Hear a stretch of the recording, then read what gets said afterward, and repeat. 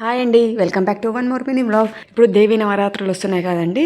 ఇంట్లో ఘట్టాలు కూర్చోబెట్టే వాళ్ళు రోజుకొక ప్రసాదాన్ని నైవేద్యంగా పెడతారు కదా. ఈ ప్రసాదాన్ని కూడా ఒకసారి మీరు ట్రై చేసి చూడండి. చాలా బాగుంటుంది. టేస్ట్ అయితే సూపర్ అంటే సూపర్. అసలు ఎక్కువ ఇంగ్రీడియంట్స్ ఏమీ పట్టవు.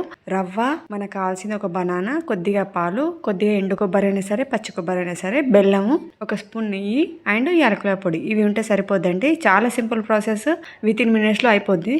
మంచిగా మక్కిన ఒక బనానా తీసుకొని దాన్ని మొత్తము స్మాష్ చేసేయాలండి. ఒక స్పూన్ తోట స్మాష్ చేసిన తర్వాత మనము కప్పు రవ్వని తీసుకున్నాం కదండి, అది డ్రై రోస్ట్ చేయాలి. బాగా రోస్ట్ చేసే అవసరం లేదండి. కొద్దిగా వేడెక్కితే చాలు. నెయ్యి ఏం వేయని అవసరం లేదు.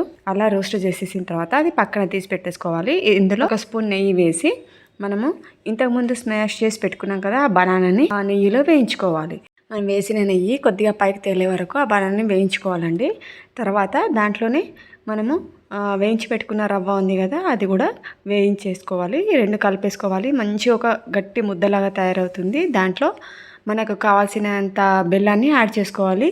బనానా ఆల్రెడీ స్వీట్గా ఉంటుంది కదండి. బెల్లము మీకు ఇష్టం ఉన్న టేస్ట్ ఎంత స్వీట్నెస్ కావాలో అంత వేసుకోండి. నేను హాఫ్ బౌల్ వేసుకున్నాను. ఒక కప్పు రవ్వకి సగం కప్పు బెల్లం మాత్రం వేసుకున్నాను. తర్వాత దీంట్లోనే ఎండు కొబ్బరి, యాలకుల పొడి కూడా వేసేసి బాగా కలిపేసుకోవాలి.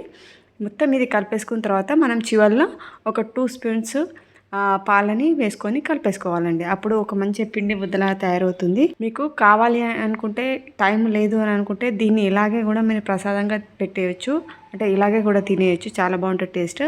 2-3 రోజులు నిల్వ ఉండాలి అనుకుంటే దీన్ని చిన్న చిన్నగా లడ్డూలాగా చేసేసి కొద్దిగా ఒక ప్యాన్ తీసుకొని అందులో 2-3 స్పూన్ల వేసేసి ఈ లడ్డూలను మనం ఆయిల్లో ఎట్లా ఫ్రై చేస్తామో అలా నెయ్యిలో ఫ్రై చేసుకోవాలి. ఎక్కువ నెయ్యి ఏం పట్టదు. ఒక 2-3 స్పూన్ల నెయ్యి అయితే సరిపోతుంది. కొద్దిగా గోల్డెన్ బ్రౌన్ వచ్చేంత వరకు తీసేసి పక్కన పెట్టేసుకోవాలి. 2-3 రోజులు కూడా ఫ్రిడ్జ్లో ప్రిజర్వ్ చేసుకొని తినచ్చు. చాలా బాగుంటుంది టేస్ట్ అయితే. మరి ఇంకా చాలా హెల్తీ కూడా. చిన్నపిల్లలు అయితే చాలా ఇష్టంతో తింటారు. అసలు ఇది ఒక స్వీట్నెస్ అనేది వాళ్ళకు కొత్తగా అనిపిస్తుంది. చాలా బాగుంటుంది. మీరు కూడా ఒకసారి తప్పకుండా ట్రై చేయండి. నేను ఇంకా వేరే డ్రై ఫ్రూట్స్ ఏమీ వేయలేదండి. మీరు కావాలంటే కూడా వేసుకోవచ్చు.